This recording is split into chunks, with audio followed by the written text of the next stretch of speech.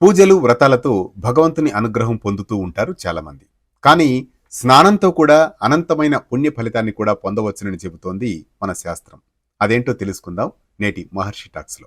మాఘమాసంలో స్నానం ఆచరించడం వల్ల పుణ్య ఫలితం కలుగుతుందనేది శాస్త్రవచనం. మాఘమాసంలో బ్రాహ్మీ సమయంలో నదీ స్నానం చేయడం అనేది అనేక పుణ్య ఫలితాలను ప్రసాదిస్తుందట. మాఘమాసంలో సూర్యోదయానికన్నా ముందే బ్రాహ్మీ సమయంలో ఇంట్లో చేసే స్నానం 6 సంవత్సరాల పుణ్య ఫలితాన్ని ప్రసాదిస్తుంది. బావి నీటితో స్నానం చేసినట్లయితే 12 ఏళ్ల పుణ్య ఫలితం మనకు కలుగుతుందట. ఇక చెరువులో స్నానం చేసిన వారికి 24 సంవత్సరాల స్నాన పుణ్య ఫలం కలుగుతుంది. సాధారణ నదిలో స్నానం చేసిన వారికి 96 సంవత్సరాల పుణ్య స్నాన ఫలం కలుగుతుంది. ఇక పుణ్య నదిలో స్నానం చేసినట్లయితే 9006 సంవత్సరాల పుణ్య స్నాన ఫలితం కలుగుతుంది. ఇక నదీ సంగమ స్థానంలో స్నానం చేసిన వారికి 38,400 సంవత్సరాల పుణ్య స్నాన ఫలితం కలుగుతుంది. ఇక గంగా నదిలో స్నానం చేసినట్లయితే 3,84,00,000 సంవత్సరాల పుణ్య స్నాన ఫలం కలుగుతుంది. ఇక త్రివేణి సంగమ స్థానంలో స్నానం చేసిన వారికి గంగా స్నానం చేస్తే కలిగే ఫలితం కన్నా 100 రెట్ల ఫలితం మనకు అధికంగా కలుగుతుంది. ఎక్కడ స్నానం చేసినా